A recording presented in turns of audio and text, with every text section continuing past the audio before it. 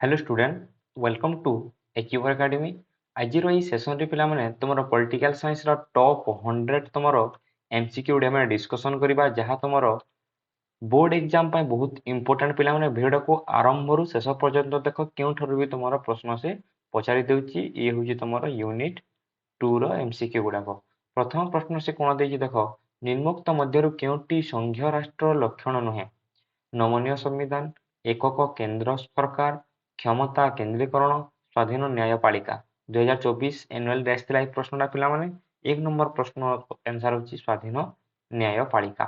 Next देखिबा 2 number प्रश्न निम्नोक्त मध्यरु केउटी ग्रामांचल स्वायत्त शासन जेतेबेले ग्रामांचल स्वायत्त शासनर एक अंशटे पचारे से होची ग्राम सभा ग्रामांचल कोन होची से होची कोन ग्राम सभा। नेक्स्ट देखिबा पिला माने निम्नोक्त मध्यरु काहाकू भारत संविधान अवशिष्ट बड़का क्षमता प्रदान करिअछि ये हूँ तुम संसद। नेक्स्ट देखिबा तुम 4 नंबर प्रश्न भारतीय संविधान क्यों धारा ग्राम पंचायत संगठन क्यों धारा पचारि ग्राम पंचायत संगठन पई मत प्रदान करिछि धारा 38 धारा 39 धारा 40 ना धारा 41 कोन हमर पिला माने ये हो तुम धारा 40। नेक्स्ट प्रश्न देखिबा 5 नंबर प्रश्न पौर निगमर राजनैतिक मुख्य की पौर निगमर राजनैतिक मुख्य की अध्यक्ष मेयर आयुक्त चेयरमैन ये हे तुम मेयर। नेक्स्ट देखिबा पिला माने निम्नोक्त मध्यरु केउटी संघीय राष्ट्र लक्षण नुहे नमनीय संविधान एकक केंद्र सरकार से पचारि संघीय राष्ट्र है संघीय राष्ट्र गोटे लक्ष्य नुहे पचारि सॉरी लक्ष्य अटे पचारि लक्ष्य अटे कौन पिला माने क्षमता केन्द्रीकरण स्वाधीन न्यायपालिका एवं स्वाधीन न्यायपालिका। नेक्स्ट प्रश्न को जब पिला कौन देखिए देखा तुम परवर्ती प्रश्न 7 नंबर प्रश्न निम्नोक्त मध्यरु केउटी ग्रामांचल स्वायत्त शासन व्यवस्था एक अंश नुहे ग्रामांचल देखिए आम ग्राम सभा तो अटे पंचायत समिति अटे ग्राम पंचायत अटे ये हे तुम पौरपालिका हम ताले तुम करेक्ट आंसर।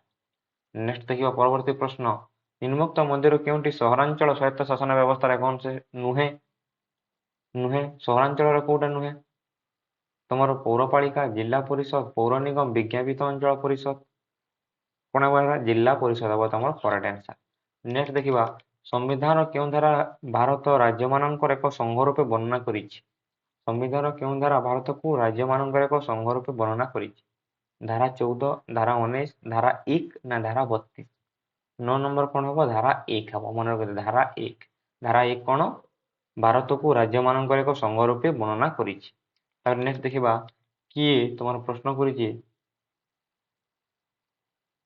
किए भारत रे राज्य मानकर परिसीमा परिवर्तन करि परिबे भारत रो राज्य मानकर जो परिसीमा अछि स्टेट एरिया किए परिवर्तन करि परिबे किए परिवर्तन करि परिबे संसद करि परिबे हला मन रखित एक होछि किए संसद ऑप्शन देछि संसद देछि निश्चित भाबे तुम आंसर हो कोन संसद।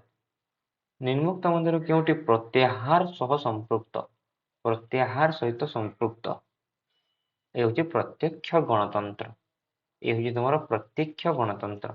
नेक्स्ट देखिबा संघीय राष्ट्र रे क्षमता बंटन होई थाए संघीय राष्ट्र रे क्षमतार बंटन होई थाए ओ केतेबेले व्यवस्थापक सभा कार्यपालिका मध्य रही थाए व्यवस्थापक सभा दुई गृह मध्य रही थाए केंद्र और राज्य सरकार मध्य रही थाए ना स्थानीय स्वायत्त शासन संस्था मानक मध्य रे होई थाए ये हूँ केंद्र और राज्य सरकार मध्य रही थाए केंद्र और राज्य सरकार मध्य रे तुमर ये होई थाए। नेक्स्ट प्रश्न देखिबा जिला परिषद बैठक गुड़िक किए अध्यक्षता करती जिला परिषद जो जिला परिषद अच्छी जिला परिषद कौट जाऊँगी ग्राम सभा जाऊँगी है ग्राम परिषद रे जाऊँगी ये ग्रामांचल रे जाऊँगी पिला माने ये ग्रामांचल किए अध्यक्षता करती ये तुम करती निर्वाचित अध्यक्ष निर्वाचित अध्यक्ष। नेक्स्ट देखिबा 14 नंबर प्रश्न क्यों राज्य रे पंचायती राज व्यवस्था प्रथम कार्यकारी होइतिला पंचायती क्यों राज्य रे पिला माने रे इंपोर्टेंट प्रश्न रे क्यों राज्य रे ए राजस्थान। नेक्स्ट देखिबा परवर्ती प्रश्न तुमर कोन देछि निम्नोक्त मध्य किए राज्य माननकु सहायक अनुदान बंटन निमंते सुपारिश करे की करे तुमर ये होछि अर्थ आयोग करिथाय की करिथाय तुमर अर्थ आयोग हबो ऑप्शन तुमर डी हबो करेक्ट आंसर। 16 नंबर पौर निगम कार्यनिर्वाही अधिकारी किए पौर निगम कार्यनिर्वाही अधिकारी 16 नंबर ये होची तुमर कमिशनर, ये होची तुमर कमिशनर। नेक्स्ट देखिबा तुमर 17 नंबर कोन, संविधान केउ अनुसूची रे केंद्र और राज्य मध्य रे क्षमता बंटन करा जायछि। संविधान केउ अनुसूची रे केंद्र और राज्य मध्य क्षमता बंटन करा जायछि। 17 नंबर कोन हबरे, सप्तम, नवम, द्वादश ना अष्टम, ये हबो तुमर सप्तम अनुसूची। नगर निगमर कार्यनिर्वाही अधिकारी किए, नगर निगमर कार्यनिर्वाही अधिकारी किए नहंती, तुमर कमिशनर, तुमर कमिशनर। नेक्स्ट देखिबा, निम्नोक्त मध्यरु केउटी संघीय राष्ट्र लक्षण नुहे, संघीय राष्ट्र लक्षण नुहे बोली पचारिछे से, ये होची क्षमता विभाजन। जे संघीय राष्ट्र लक्षण कोन ताइले, सॉरी, निम्नोक्त मध्यरु केउटी संघीय राष्ट्र लक्षण, लक्षण कोउडा लक्षण, क्षमता को से विभाजन करि पारिबो। संघीय राष्ट्र लक्षण होची से क्षमता को कोन करि पारिबो, विभाजन करि पारिबो। नेक्स्ट, स्वाधीनता पूर्व किए भारत में स्वायत्त शासन व्यवस्था आरंभ करते, बलवंत मेहट्टा, अशोक मेहट्टा, सरदार वल्लभ भाई पटेल ना लॉर्ड रिपन, लॉर्ड रिपन हम है मन रखी ये हूँ कौन, लॉर्ड रिपन। ग्राम पंचायत बैठक में किए अध्यक्षता करती, किए अध्यक्षता करती तुम सरपंच, सरपंच हम तुम करेक्ट आंसर। नेक्स्ट देखा, आम संविधान क्यों धारा भारत को राज्य मान संघ रूपे वर्णना कर, धारा 352। आम संविधान क्यों धारा भारत को राज्य मान मन रखी राज्य मान संघ, ये हूँ तुम धारा 1। नेक्स्ट देखा, निम्नोक्त मध्यरु केउंटी पौरपालिका आयर एक उत्स नुहे, पौरपालिका आयर एक उत्स नुहे, प्रश्न फल देख नुहे बोली पचारि, बासगृह टिकस, आयकर, जलकर ना सरकारी अनुदान, ये हम तुम आयकर, ये हम तुम आयकर। नेक्स्ट देखा, भारतर भारतर अवशिष्ट क्षमताभुक्त विषय किए आईन प्रणयन करें, किए आईन करें तुम केंद्र शासन संसद। नेक्स्ट देखा 25 नंबर प्रश्न, क्यों आदर्श भारत रे स्थानीय शासन संगठन को प्रभावित करिछि, क्यों आदर्श भारत रे स्थानीय शासन संगठन को प्रभावित करिछि, समाजवाद, गांधीवाद, मार्क्सवाद ना उदारवाद, गांधीवाद हम तुम करेक्ट आंसर, गांधीवाद हम तुम करेक्ट आंसर। नेक्स्ट देखा परवर्ती प्रश्न तुम कौन अच्छी, क्यों मसीह ओडिशा रे पंचायती राज व्यवस्था कार्यकारी है, पंचायती राज व्यवस्था केबे हेतिला, ये 1961 तुम पंचायती राज हेतिला। नेक्स्ट देखा, आम संविधान क्यों धारा राष्ट्रपति शासन संपर्कित, ये धारा केते, धारा तुम 356, धारा 356 अच्छे राष्ट्रपति शासन संपर्कित। नेक्स्ट तुम देखा, आम संविधान क्यों धारा रे आंतरराज्य परिषद गठन संपर्कित, आंतरराज्य कौन अटे, धारा 263। नेक्स्ट देखा तुम 29 कौन अच्छे, निम्नोक्त मध्य केउटी सहरांचल स्वायत्त शासन व्यवस्थार अंश नुहे, सहरांचल कौटा नुहे बारंबार डिस्कसन करिचे, जिला परिषद तुम ग्रामांचल अटे। निम्नोक्त मध्य कौन, क्योंटी संघीय राष्ट्र लक्षण नुहे, संघीय राष्ट्र लक्षण नुहे कौन, क्षमता को बंटन करवा तो अटे निश्चित भाव में, क्षमता को बंटन करवा अटे, अनमनीय संविधान अटे, स्वाधीन न्यायपालिका अटे, ताहले ये हवा कौन, एकक केंद्र सरकार तुमर एक लक्षण अटे। संघीय राष्ट्र लक्षण होची कौन, एकक नुहे, नुहे एडा होची कौन, नुहे, केंद्र सरकार होची एक लक्षण नुहे। निम्नोक्त मध्यरु क्योंटी ग्रामांचल स्वायत्त शासन व्यवस्था नुहे, ये होची कौन, बारंबार आसुची देख, ग्रामांचल स्वायत्त शासन भल भाव देखिदेव, ग्राम सभा तो तुम अटे स्वायत्त शासन ग्रामांचल, पंचायत समिति मध्य अटे, ग्राम पंचायत मध्य अटे, पौर परिषद होची सहरांचल स्वायत्त शासन, ये होची तुम सहरांचल स्वायत्त शासन, सहरांचल स्वायत्त शासन मन रख, मन रहीगला। नेक्स्ट देखिबा परवर्ती प्रश्न, निम्नोक्त मध्य क्योंटी संघीय राष्ट्र लक्षण नुहे, बारंबार आसुची संघीय राष्ट्र लक्षण कोउटा नुहे तुमर, ये नमनीय संविधान, संघीय राष्ट्र गोटे कौन अनमनीय संविधान, एवं देखिला ना नहीं, तुम देख संघीय राष्ट्र एक लक्षण नुहे, एकक केंद्र सरकार लक्षण कौन, ये हूँ गोटे अनमनीय संविधान, क्षमता बंटन कर, स्वाधीन न्यायपालिका कर, आराम से तुम कर कौन, ये हूँ गोटे, ये हूँ अनमनीय संविधान, यह तुम लक्षण नुहे, द्वैत सरकार, लिखित संविधान, ये सब गुड़ाक अटे।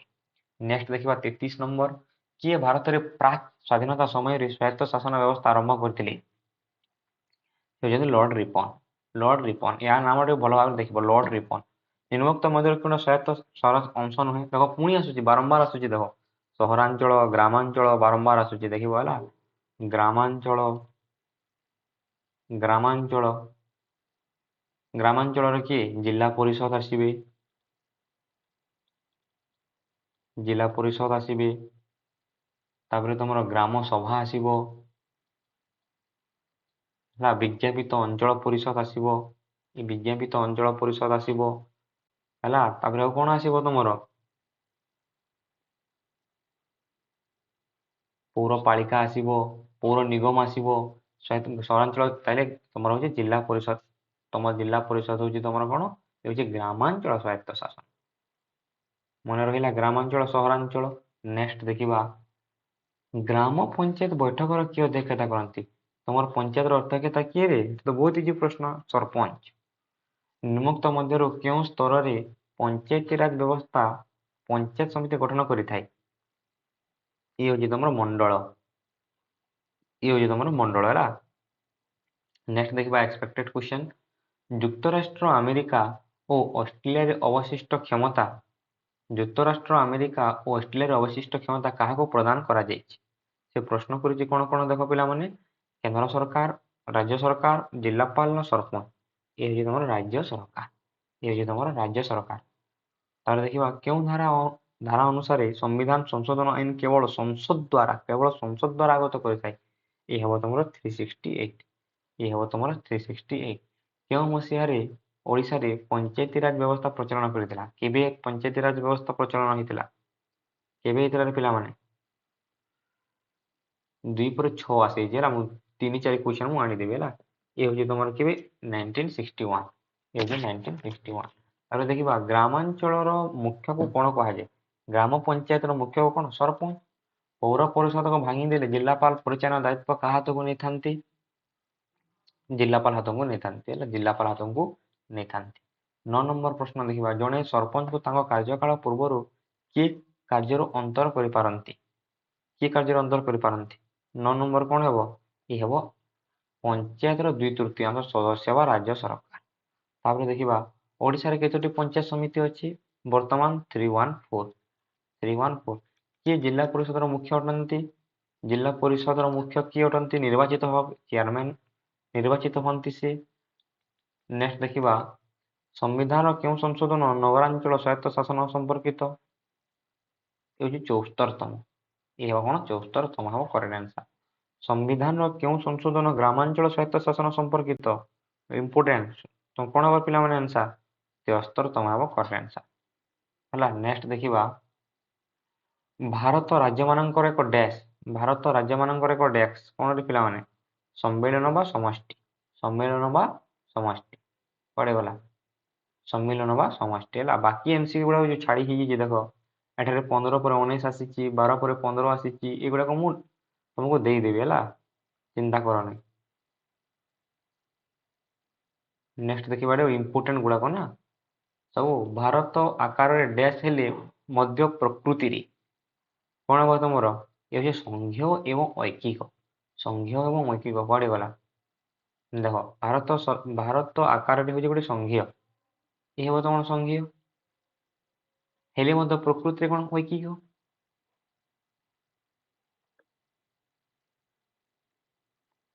ଅପସନ ଦେଇନାହିଁ ହେଲା, ଅପସନ ଦେଇନାହିଁ, ଏଟା ଛାଡ଼, ଅପସନ ଦେଇନାହିଁ। କେନ୍ଦ୍ର ତାଲିକାରେ କେତୋଟି ବିଷୟ ଅଛି? କେନ୍ଦ୍ର ତାଲିକାରେ କେତୋଟି ବିଷୟ ଅଛି? 49ଟି ବିଷୟ ଅଛି। ତାପରେ ଦେଖିବା କେନ୍ଦ୍ର ତାଲିକାର ରାଜ୍ୟ ତାଲିକା ଓ ଯୁଗ୍ମ ତାଲିକାରେ ଅନ୍ତର୍ଭୁକ୍ତ ନଥିବା ବିଷୟ ଗୁଡିକ କେଉଁ କ୍ଷମତାର ପରିସରଭୁକ୍ତ? ଏବଂ ଅବଶେଷ ହେବ ତମର କରେକ୍ଟ ଆନ୍ସର। ଏ ତମର ଅବଶେଷ ହେଲା, ଅବଶିଷ୍ଟ ଦେଇଛି, ଅବଶେଷ ଏଇଟା ହେବ 38 ତମର କଣ ହେବ? ଅବଶେଷ ହେବ। ନେକ୍ସଟ ଦେଖିବା ଦ୍ୱୈତ ସରକାର କେଉଁ ରାଷ୍ଟ୍ରରେ ଦେଖିବାକୁ ମିଳେ? ଦ୍ୱୈତ ସରକାର କେଉଁ ରାଷ୍ଟ୍ରରେ ତମକୁ ଦେଖିବାକୁ ମିଳେ ପିଲାମାନେ? ଇଏ ହେଉଛି ସଂଘୀୟ ରାଷ୍ଟ୍ରରେ ଦେଖିବାକୁ ମିଳେ। ନେକ୍ସଟ ଦେଖିବା କେଉଁ ଧାରା ଅନୁସାରେ ରାଜ୍ୟସଭା ଭାରତୀୟ ଚାକିରି ସୃଷ୍ଟି କରେ? ଆନ୍ସର ହେବ ତମର ସରକାରିଆ। ସରି କେଉଁ ଧାରା ଅନୁସାରେ ପଚାରିଛି ନା ସେ, କେଉଁ ଧାରା ଅନୁସାରେ ସେ କଣ କରେ? ରାଜ୍ୟସଭା ସର୍ବଭାରତୀୟ ଚାକିରି ସୃଷ୍ଟି କରେ। 314, 312, 315 ନା 311? କ'ଣ ହେବାର ପିଲାମାନେ? ଏଠି 312 ହେବ ତୁମର କରେକ୍ଟ ଆନ୍ସର। 312 ହେଲା। ଶିକ୍ଷାର କେଉଁ ତାଲିକାଭୁକ୍ତ ବିଷୟ ଅଟେ? ଶିକ୍ଷାର କେଉଁ ତାଲିକାଭୁକ୍ତ ବିଷୟ ଅଟେ ପିଲାମାନେ? ଏହାର ହେବ ତୁମର ଯୁଗ୍ମ ହେବ କରେକ୍ଟ ଆନ୍ସର। ନେକ୍ସଟ ଦେଖିବା ତୁମର 51 ନମ୍ବର ପ୍ରଶ୍ନ। ଭାରତୀୟ ରାଷ୍ଟ୍ରସଂଘର କେତୋଟି ରାଜ୍ୟ ଅଛି? ହେଉଛି 28ଟି ରାଜ୍ୟ। କିଏ ଯୋଜନାର ଆୟୋଗର ଅଧ୍ୟକ୍ଷ ଥିଲେ? ଯୋଜନା ଆୟୋଗର ଅଧ୍ୟକ୍ଷ କିଏ ଥିଲେ? ତୁମର ପ୍ରଧାନମନ୍ତ୍ରୀ ହେବେ ତୁମର କରେକ୍ଟ ଆନ୍ସର। ନେକ୍ସଟ ଦେଖିବା ଭାରତ ହେଉଛି କେଉଁ ରାଜ୍ୟମାନଙ୍କର ଏକ ଅଭିଲୋପନୀୟ ସମାହାର? ଅଭିଲୋପନୀୟ ସମାହାର ପିଲାମାନେ। ଇଏ ହେଉଛି ତୁମର କ'ଣ 53 ନମ୍ବର କ'ଣ ହେବ? 53 ନମ୍ବର ହେବ ବିଲୋପନୀୟ। ହେବ କ'ଣ? ବିଲୋପନୀୟ। ସଂସଦ କେନ୍ଦ୍ର ତାଲିକା ଓ କେନ୍ଦ୍ର ତାଲିକାଭୁକ୍ତ ବିଷୟ ଉପରେ ଆଇନ ପ୍ରଣୟନ କରିଥାଏ। ହେବ ଯୁଗ୍ମ ହେବ ତୁମର କରେକ୍ଟ ଆନ୍ସର। ସପ୍ତମ ଅନୁସୂଚୀରେ କେତେଗୋଟି ତାଲିକା ରହିଛି? ଇମ୍ପୋର୍ଟାଣ୍ଟ। ସପ୍ତମ ଅନୁସୂଚୀରେ କେତେଗୋଟି ତାଲିକା ରହିଛି? ଏ ହେଉଛି 3ଗୋଟି ତାଲିକା ରହିଛି। ଭାରତୀୟ ସମ୍ବିଧାନରେ ଯୁଗ୍ମ ତାଲିକା ପୃଥିବୀରେ ଯେଉଁ ସମ୍ବିଧାନର ପ୍ରଭାବ ଅନ୍ତର୍ଭୁକ୍ତ କରାଯାଇଛି ଏଇଟା କ'ଣ ହେବ ତୁମର? ଏ ହେବ ଅଷ୍ଟ୍ରେଲିଆ। ଏ ହେବ ତୁମର ଅଷ୍ଟ୍ରେଲିଆ ହେଲା। ନେକ୍ସଟ ଦେଖିବା 57 ନମ୍ବର। କେନ୍ଦ୍ର ସରକାରଙ୍କ ନିର୍ମୁକ୍ତ କେଉଁ ତାଲିକାରେ କ୍ଷେତ୍ରରେ ସର୍ବାଧିକ ତଥା ଏକକ କ୍ଷମତା ଉପଭୋଗ କରନ୍ତି? ଯୁଗ୍ମ ତାଲିକା, ରାଜ୍ୟ, କେନ୍ଦ୍ର ନା ସଂଘୀୟ? ଏ କ'ଣ ହେବ ତୁମର? କେନ୍ଦ୍ର ହେବ ତୁମର କରେକ୍ଟ ଆନ୍ସର। ସାମାଜିକ ନିରାପତ୍ତା ସାମାଜିକ ବୀମା କେଉଁ ତାଲିକାଭୁକ୍ତ ବିଷୟ ଅଟେ? ଏ ହେବ ତୁମର ଯୁଗ୍ମ ତାଲିକା। ସରକାରଙ୍କ ଦ୍ୱାରା ସଂଗଠିତ ଲଟେରୀ କେଉଁ ତାଲିକାଭୁକ୍ତ? ଲଟେରୀ କେଉଁ ତାଲିକାଭୁକ୍ତ? ଲଟେରୀ ହେଉଛି ରାଜ୍ୟ ତାଲିକାଭୁକ୍ତ ହେଲା। ନେକ୍ସଟ ଦେଖିବା କେଉଁ ସମ୍ବିଧାନ ସଂଶୋଧନ ଆଇନ ବଳରେ ଶିକ୍ଷା ବିଷୟ ରାଜ୍ୟ ତାଲିକାରୁ ଯୁଗ୍ମ ତାଲିକାକୁ ସ୍ଥାନାନ୍ତରିତ ହୋଇଥାଏ? କ'ଣ ହେବ ପିଲାମାନେ? ଆନ୍ସର ହେବ ତୁମର 42ତମ। ନେକ୍ସଟ ଦେଖିବା ସ୍ଥାନୀୟ ସ୍ୱାୟତ୍ତ ଶାସନ ବ୍ୟବସ୍ଥା ନିମ୍ନୋକ୍ତ କେଉଁ ଭିତ୍ତିରେ ପ୍ରତିପାଦକ? ଯେତେବେଳେ ସ୍ଥାନୀୟ ସ୍ୱାୟତ୍ତ ଶାସନ ବ୍ୟବସ୍ଥା ଆସେ ସେତେବେଳେ ଜାଣିବ ତୃଣମୂଳ ଗଣତାନ୍ତ୍ରିକ ନୀତି। ତୃଣମୂଳ ଗଣତାନ୍ତ୍ରିକ ନୀତି ଅପସନ ଡିରେ ତୁମର ଅପସନରେ ଡିରେ ଦେଇଛି। ପଞ୍ଚାୟତିରାଜ ବ୍ୟବସ୍ଥାକୁ କାର୍ଯ୍ୟକାରୀ କରାଯିବା ମୂଳରେ ଲକ୍ଷ୍ୟ ଥିଲା କ'ଣ? ଲକ୍ଷ୍ୟ କ'ଣ ଥିଲା ତୁମର? ହେଉଛି ଗଣତାନ୍ତ୍ରିକ କ୍ଷମତାର ବିକେନ୍ଦ୍ରୀକରଣ। କିଏ କେନ୍ଦ୍ର ନୀତି ବା ନୀତି ଆୟୋଗର ଅଧ୍ୟକ୍ଷ? ନୀତି ଆୟୋଗର ଅଧ୍ୟକ୍ଷ କିଏ ତୁମର? ପ୍ରଧାନମନ୍ତ୍ରୀ ନିଜେ। ରାଜ୍ୟର ପୁନର୍ଗଠନ ଆୟୋଗ। ରାଜ୍ୟର ପୁନର୍ଗଠନ ଆୟୋଗ ତୁମର ହେଉଥିଲା 1956 ତୁମର ପିଲାମାନେ ଅପସନରେ ଦେଇନାହିଁ। ଏଇଟା 1956 ହେବ ହେଲା, ମନେ ରଖିଥାଅ। ନେକ୍ସଟ ଦେଖିବା ଭାରତ ସମ୍ବିଧାନ କେଉଁ ଅନୁସୂଚୀରେ କେନ୍ଦ୍ର ଓ ରାଜ୍ୟ ମଧ୍ୟରେ ଶାସନ କ୍ଷମତା ବଣ୍ଟନ କରାଯାଇଛି? ଏ ହେବ ତୁମର 7ମ ଅନୁସୂଚୀ। କେନ୍ଦ୍ର ଓ ରାଜ୍ୟ ସରକାରଙ୍କ ମଧ୍ୟରେ ଥିବା ବ୍ୟବସ୍ଥାପିକ ସମ୍ପର୍କ ସମ୍ବିଧାନ କେଉଁ ଭାଗରେ ବର୍ଣ୍ଣିତ ହୋଇଛି? 9ମ, 10ମ, ଏକାଦଶ ନା ଦ୍ୱାଦଶ? କ'ଣ ହେବ? ଏକାଦଶ ହେବ କରେକ୍ଟ ଆନ୍ସର। ଇଣ୍ଡିଆ ଯାହାକି ଭାରତ ରାଷ୍ଟ୍ରମାନଙ୍କ ଏକ ସମ୍ମେଳନ ବୋଲି ସମ୍ବିଧାନ କେଉଁ ଧାରାରେ କୁହାଯାଇଛି? କେଉଁ ଧାରାରେ କୁହାଯାଇଛି ପିଲାମାନେ? ଧାରା 1। ଧାରା 1ଟା ମନେ ରଖିବ ହେଲା, ଏଇଟା ଇମ୍ପୋର୍ଟାଣ୍ଟ, ବାରମ୍ବାର ଆସୁଛି। ଯୁଗ୍ମ ତାଲିକାରେ କେତୋଟି ବିଷୟ ଅଛି? ଯୁଗ୍ମ ତାଲିକାରେ କେତୋଟି ବିଷୟ ଅଛି? 51ଟି ବିଷୟ ଅଛି। 51ଟି ବିଷୟ ଅଛି ହେଲା, 51ଟି ବିଷୟ ମନେ ରଖ। 68 ହେବ 51। ପରବର୍ତ୍ତୀ ପ୍ରଶ୍ନ ଦେଖିବା କେଉଁ କ୍ଷମତା ବଳରେ ସୁପ୍ରିମକୋର୍ଟ ଆମ ସମ୍ବିଧାନ ସୁରକ୍ଷା କରେ? ଏ ହେଉଛି ନ୍ୟାୟିକ ପୁନରବଲୋଚନ। ଦେଇନି ଏଠାରେ ନ୍ୟାୟିକ ପୁନରବଲୋଚନ ହେଲା, ନ୍ୟାୟିକ ପୁନରବଲୋଚନ। ନେକ୍ସଟ ଦେଖିବା ଭାରତୀୟ ସମ୍ବିଧାନ କେଉଁ ଧାରାରେ ସମ୍ବିଧାନ ସଂଶୋଧନ ପ୍ରଣାଳୀ ବର୍ଣ୍ଣିତ? ଏ ହେବ 368। ଭାରତରେ କିପରି କେନ୍ଦ୍ର ବ୍ୟବସ୍ଥା ବିକାଶ ସଭା ରହିଛି? ଭାରତରେ କେମିତି କେନ୍ଦ୍ର ବ୍ୟବସ୍ଥା ସଭା ରହିଛି ତୁମର? 2 ସଦନୀୟ ହେଲା, 2 ସଦନୀୟ ମନେ ରଖିଥାଅ। କହିଥିଲେ ଭାରତ ପୂର୍ଣ୍ଣ ମାତ୍ରାରେ ସଂଘୀୟ ନୁହେଁ, ମାତ୍ର ଏକ ଅର୍ଦ୍ଧ ସଂଘୀୟ। କିଏ କହିଥିଲେ ତୁମର? GN ଯୋଶୀ। GN ଯୋଶୀ କୁଆଡ଼େ ଗଲେ? ଏ ହେଉଛି GN ଯୋଶୀ, ମନେ ରଖିଥାଅ, ଅପସନରେ ଦେଇନାହିଁ। ଏ ହେବ ତୁମର ଆନ୍ସର GN ଯୋଶୀ ହେବ ତୁମର କରେକ୍ଟ ଆନ୍ସର। ନେକ୍ସଟ ଦେଖିବା ପରବର୍ତ୍ତୀ ପ୍ରଶ୍ନ ଜରୁରୀ ପରିସ୍ଥିତି ବେଳେ ସମ୍ବିଧାନ କେଉଁ ଧାରା ବଳରେ ସଂସଦ ତାଲିକାଭୁକ୍ତ ବିଷୟ ଉପରେ ଆଇନ ପ୍ରଣୟନ କରିପାରିବ? ଆନ୍ସର ହେବ ତୁମର ଧାରା 250। କୌଣସି ରାଜ୍ୟରେ ରାଷ୍ଟ୍ରପତି ଶାସନ ଜାରି ହେଲେ କିଏ କେନ୍ଦ୍ରର ପ୍ରତିନିଧି କରନ୍ତି? କେନ୍ଦ୍ରର ପ୍ରତିନିଧି କେତେ କରିବେ? ଯେତେବେଳେ ରାଷ୍ଟ୍ରପତି ଶାସନ ଜାରି ହେବ ସେତେବେଳେ କେନ୍ଦ୍ରର ମୁଖ୍ୟ କିଏ କରିବେ? ନିଜେ ରାଜ୍ୟପାଳ କରିବେ। ନେକ୍ସଟ ଦେଖିବା ଭାରତରେ ଆର୍ଥିକ ସଂକଟ ଦେଖାଗଲେ କେଉଁ ଧାରା ବଳରେ ରାଷ୍ଟ୍ରପତି ଆର୍ଥିକ ଜରୁରୀ ପରିସ୍ଥିତି ଘୋଷଣା କରନ୍ତି? ଧାରା 360। ଧାରା 360। ଭାରତ କେଉଁ ପ୍ରକାର ନାଗରିକତା ବ୍ୟବସ୍ଥା ରହିଛି? ଭାରତ କେଉଁ ପ୍ରକାର? ଏକକ ନାଗରିକ ପହିଲା ମନେ ରଖିଥାଅ। ନେକ୍ସଟ ହଉଛି 77। ନିମ୍ନୋକ୍ତ ମଧ୍ୟରୁ କେଉଁଟା ଗୋଟିଏ ସାମ୍ବିଧାନିକ ସଂସ୍ଥା ନୁହେଁ? ସାମ୍ବିଧାନିକ ସଂସ୍ଥା କୋଉଟା ନୁହେଁ? ଜଙ୍ଗଲ ଆୟୋଗ। ଜଙ୍ଗଲ ଆୟୋଗ କୋଉଠି ଗଲା? ଜଙ୍ଗଲ ଆୟୋଗ ନାହିଁ, ଏଠାରେ ତମର 77 ହବ ଜଙ୍ଗଲ ଆୟୋଗ ହେଲା। ନିମ୍ନୋକ୍ତ ମଧ୍ୟରୁ କେଉଁ ଗୋଟିଏ ସାମ୍ବିଧାନିକ ସଂସ୍ଥା ନୁହେଁ? ଜଙ୍ଗଲ ଆୟୋଗ। ଏଟା ହବ ଜଙ୍ଗଲ ଆୟୋଗ। ନେକ୍ସଟ ଦେଖିବା ସରକାରିଆ କମିଶନ ଏହାର ରିପୋର୍ଟ କେଉଁ ମସିହାରେ କେନ୍ଦ୍ର ସରକାର ପ୍ରଦାନ କରିଥିଲେ? ଏବଂ 1987। ସୁପ୍ରିମକୋର୍ଟଙ୍କର ରାୟ ଅନୁସାରେ 1994 ମସିହାରେ ଘୋଷିତ ରାଷ୍ଟ୍ରପତି ଶାସନ କେଉଁ ରାଜ୍ୟ ପାଇଁ ଅସାମ୍ବିଧାନିକ ଥିଲା? 79 ହେବ କର୍ଣ୍ଣାଟକ ହେବ ତୁମର କରେକ୍ଟ ଆନ୍ସର।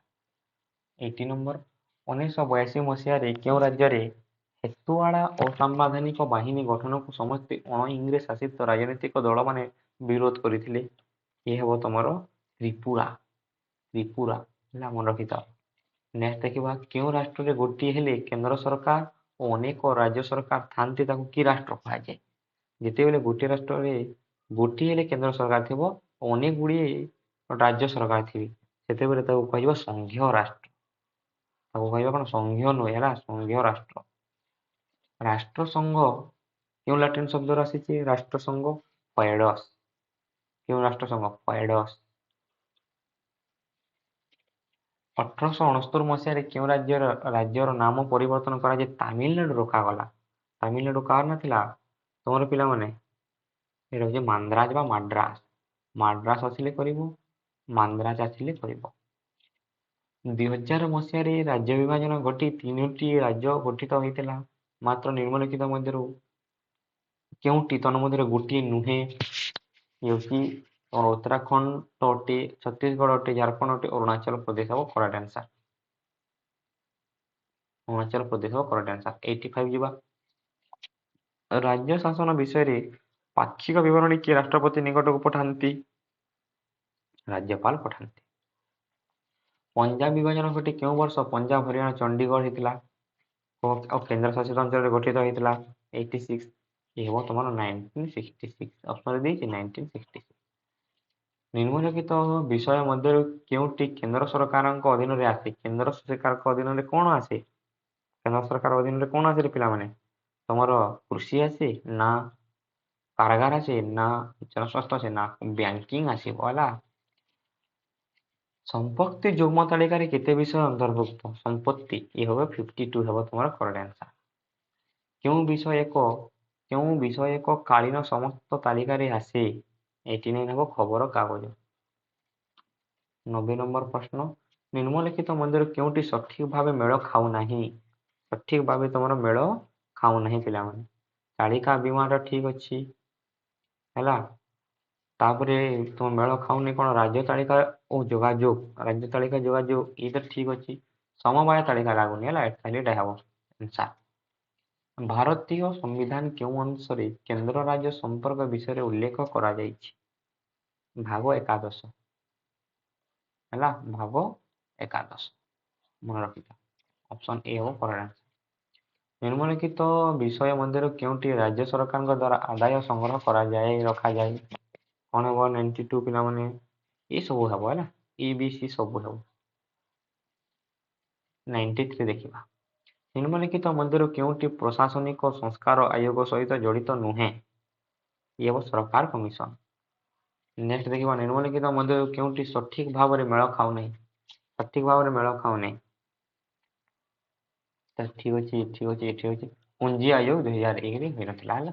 ନିମ୍ନଲିଖିତ କେଉଁଟି ସଠିକ ଭାବେ ମେଳ ଖାଉଛି? ମେଳ ଖାଉଛି କୋଉଟା ତମର ମେଳ ଖାଉଛି ପିଲାମାନେ? ଏଇଟା ମେଳ ଖାଉନାହିଁ, ଇଏ ବି ମେଳ ଖାଉନାହିଁ। ରାଜ୍ୟମାନଙ୍କ ଏହି କାର୍ଯ୍ୟକୁ ପ୍ରତିନିଧି କରିବା ଶକ୍ତି ଧାରା ଇଏ ବି ଖାଉନାହିଁ, ଇଏ ଖାଉଛି। ୟୁନିୟନ ଦ୍ୱାରା ରାଜ୍ୟମାନଙ୍କ ଅନୁରୋଧ 275। ଲାଷ୍ଟ ପ୍ରଶ୍ନ ନିମ୍ନଲିଖିତ ସୁପାରିଶ ଗୁଡ଼ିକ ମଧ୍ୟରୁ କେଉଁଟି ସରକାରୀ ଆୟୋଗ ନୁହେଁ? କୋଉଠି ସରକାରୀ ଆୟୋଗ ନୁହେଁ? ଏ ହେବ ଏକକାଳୀନ ତାଲିକାରେ ଆଇନ ପ୍ରସ୍ତୁତ ନା କଣ? ହଁ, ଏକକ ତାଲିକାରେ ଆଇନ ପ୍ରସ୍ତୁତ କରିବା ପୂର୍ବରୁ ରାଜ୍ୟଗୁଡ଼ିକ ପରାମର୍ଶ କରିବା କୌଣସି ଆବଶ୍ୟକତା ନାହିଁ। ଏ ଥିଲା ତମର 100+ MCQ ତମର 100+ MCQ। ଚ୍ୟାନେଲଟାକୁ ସବସ୍କ୍ରାଇବ କରି ବେଲ୍ ବଟନ୍ ଅଲ୍ ପ୍ରେସ୍ କର, ଭଲ ଭାବରେ ଦେଖ। ଯେଉଁ 100+ MCQ ପଡୁଛି ଏଠିରୁ ତମର 4ରୁ 5ଟି ପ୍ରଶ୍ନ ତମେ ବୋର୍ଡ ଏକ୍ଜାମରେ ଦେଖିବାକୁ ପାଇବ ହେଲା। ଆଉ ଚ୍ୟାନେଲକୁ ସବସ୍କ୍ରାଇବ କରି ସେୟାର କର ସମସ୍ତ ସାଙ୍ଗମାନଙ୍କୁ ଏବଂ ଲାଇକଟି ନିଶ୍ଚିତ ଭାବେ କରିବ। ଥ୍ୟାଙ୍କ ୟୁ ପିଲା।